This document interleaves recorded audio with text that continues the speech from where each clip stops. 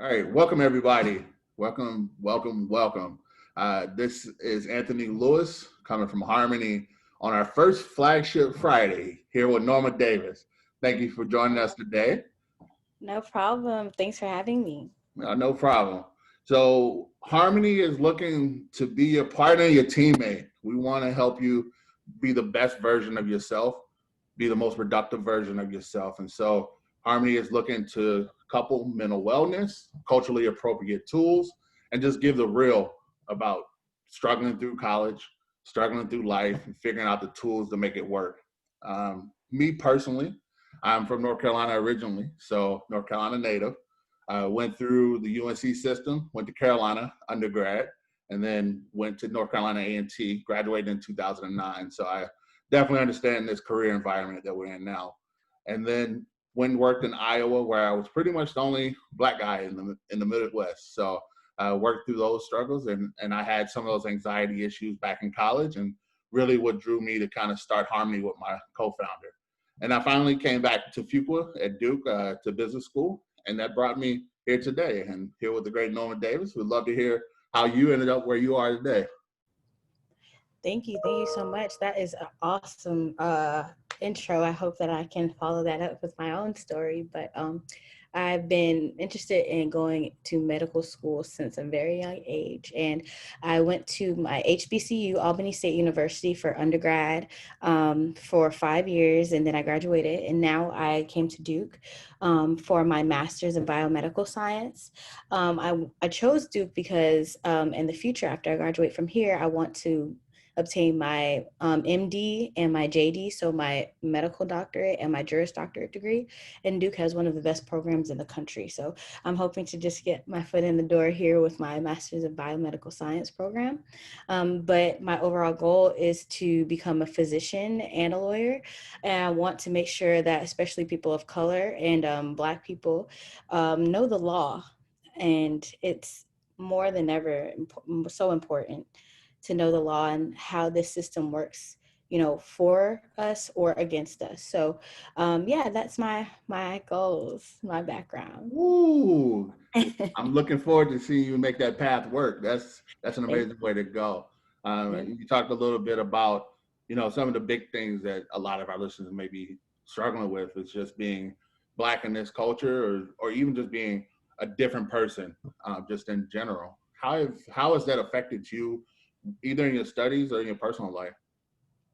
Well, I grew up in a lot of suburban areas. My mom was born in Detroit, and she always wanted her kids to, I guess, not grow up in the ghetto or, in lower income areas. So she's always pushed us to live like in the suburbs. So usually I would be the only Black girl in anything, whether it be a dance class or a classroom, anything like that. So growing up, I've, been the token Black friend multiple times. I've been called Oreo, this, that, and the third, just because of the way I pronounce my words or I enunciate. And honestly, it's been a struggle to find myself as a Black person in this country. So when I got to my HBCU, it was an extremely different outlook on life. They nurtured my Blackness, they grew my Blackness, they watered everything that I needed and gave me the tools that I needed to go out into the social climate that we're going through right now and be a Black woman in America. And that's something, there's so many chapters, but I always say, Black Lives Matter is a novel. A lot of people read the title and don't even want to open the book, but there's so many different chapters of being Black and Blackness. And honestly, it's pushed me to reach heights that I never thought I would reach.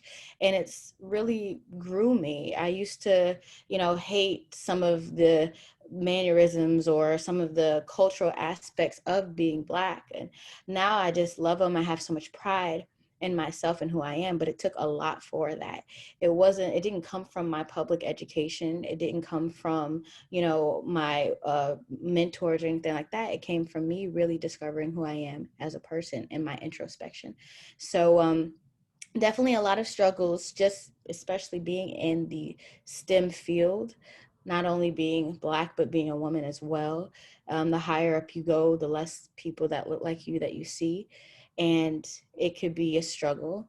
There's a lot of trauma in our culture, and we open our eyes and, we turn on the TV and there's something there, something about Blackness that's, really being broken down and degraded. So just moving forward, I think it's very imperative that, especially in medicine and, in society in general, Black people get the help that they need. And we, most time at a culture, put our mental health to the side. And I think that's so dangerous because the trauma that is involved in everything that we do on a daily basis, it's to the point where we just push it down and we really don't, look at it or look into it. So yeah. Now you're hitting on something that's big that we want to help address. I remember having that issue myself, going from a predominantly Black school to a huge mega-sized university, where I was one of very few people of color.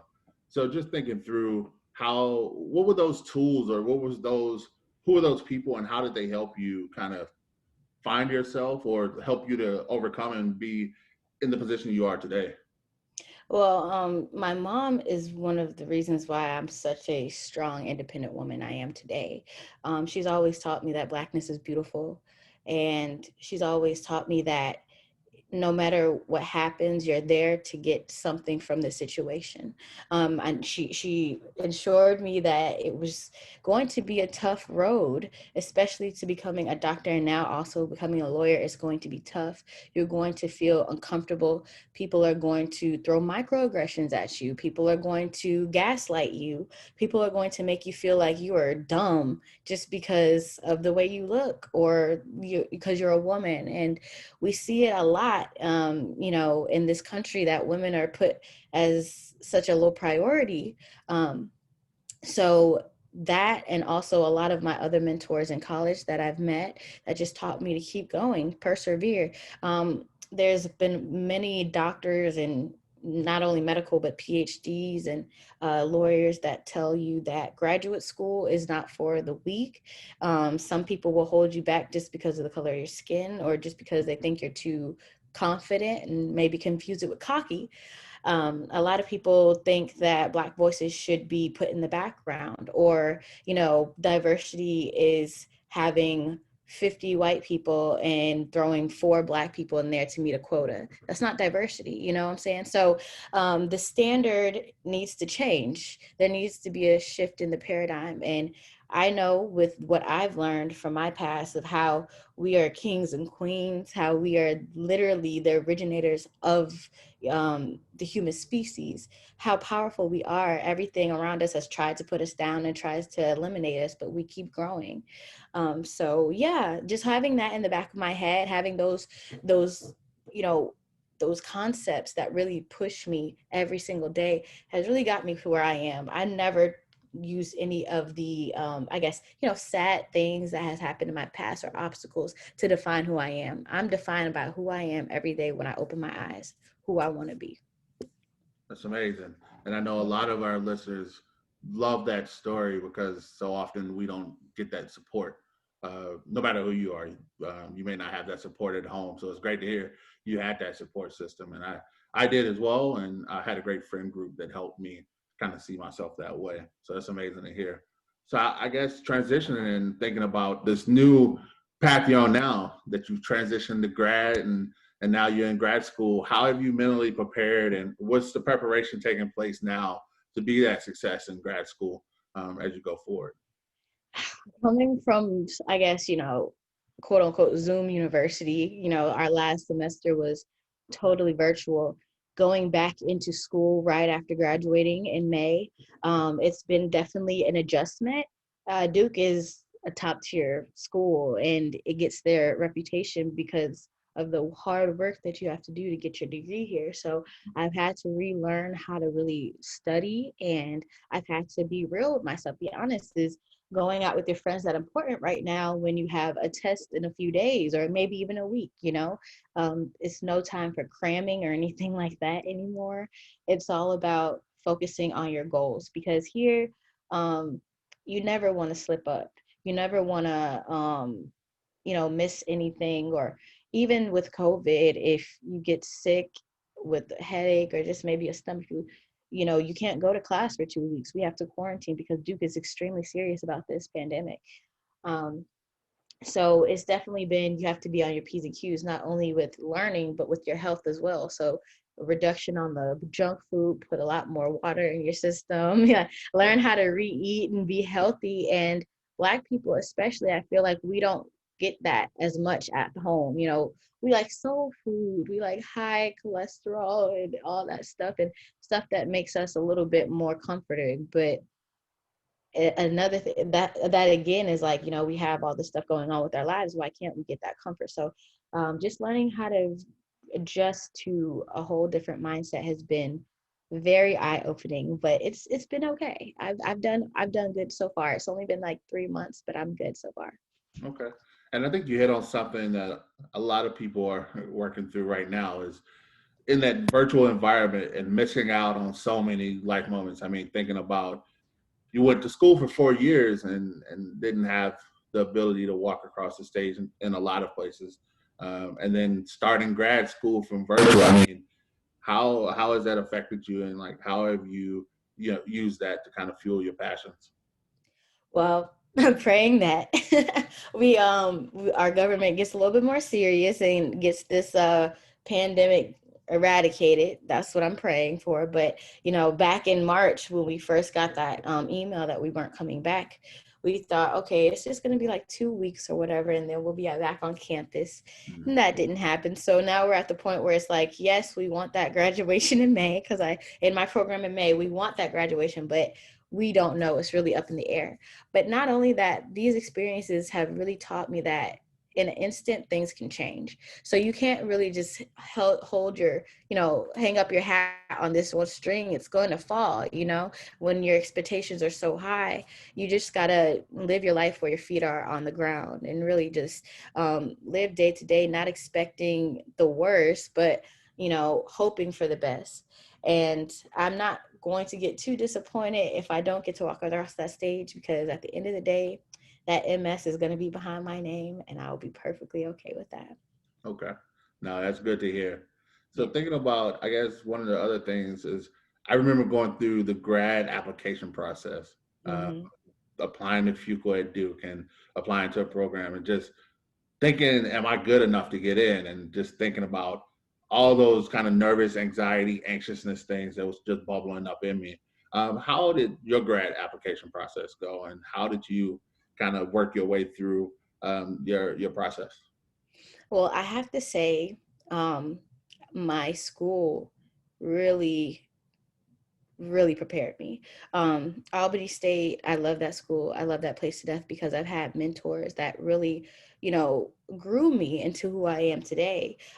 So by the time that I got to the end of this of my undergrad years, I've had every single tool that I needed to apply to this program. So my head and my mindset was, why wouldn't they take me? I was like, I have every single thing down to the GPA, the scores, and I think I'm doing better than what I thought I would. So my HBCU really did give me all of the tools to apply to this program. And I only applied to this program for my master's. So the fact that I applied to one program and I got in, that just solidified how well Albany State prepared me for my future. And I think that's important because you never had this thought in the back of the mind, are you good enough? Mhm. Because that one thing that you think, well, maybe he got it because of, because he was maybe white, or maybe she got it because she was a lighter skin tone, or this and third, it was never there.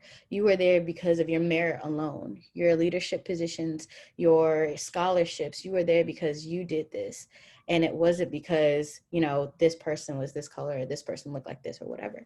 So I had a chance to be in a lab every year that I was there. I had a chance to go and shadow doctors and travel abroad and all these great things that make a good application. And I didn't think that mentally I was ready for med school, but I thought I was mentally ready for grad school. And applying here was probably like the best decision ever, because coming to this area and transferring from a HBCU to a PWI, it has been a mind-boggling experience. But not only that, my HBCU really gave me something that I never had to think, am I good enough? because I know I'm good enough. I know I am. The question is, are you going to keep going as hard as you can to stay up on that level? Don't get discouraged to slack off or anything like that. Like, you have to keep that priority, because if you do, then you're never going to be less than. You know that you tried your best, you know that you worked your hardest. So why doubt yourself? Okay. Love that. And I think some of the gems to pull out of there is that you had great mentors, you had a great group around you that supported you, whether it was your mom or your parent or your mentors or people around you. So everyone listening, I mean, find that group that supports you, find the people who build you up, because it's hard. It's hard to make it on your own, just in general, and especially for people of color. So keep pushing. I guess the last question I have for you is, what are the things that you're dealing with now that you're working through? Or, I know we talked a little bit about the Zoom environment, but just how are you staying, mentally prepared?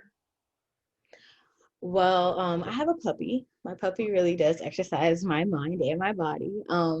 He gives a lot of emotional support when I do feel like I'm breaking down.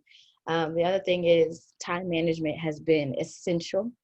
I've made multiple schedules. As you can see, I have my calendar ready to be updated and everything like that. So I've tried to stick with my schedule. And also, like, working out is really great with clearing your head.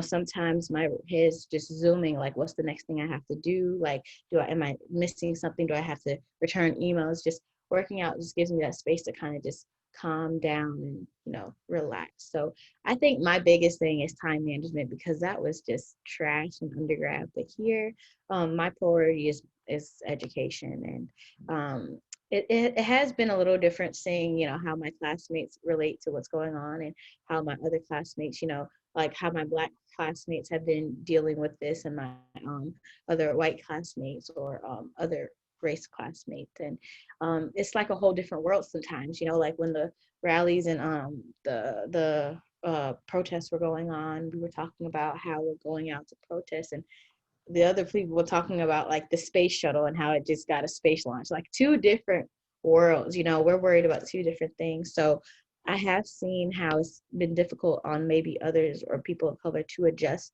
to a PWI, but we are really thriving. We are bonded together so well, and we have been encouraging each other to do everything that we possibly can to get these grades and really excel and be successful here. So I've had a great experience here. It's been a little difficult with the adjustment, but you have to go how life wants you to go. You just have to adjust and adapt. So yeah. Definitely. So we'll get you out on three last quick fire questions. Okay. So what advice would you give your 10-year-old self? Stop procrastinating. Okay. Stop procrastinating. I know that comes with being, like, with growing and adulting, but stop procrastinating. What book are you reading now, or was the last book you read?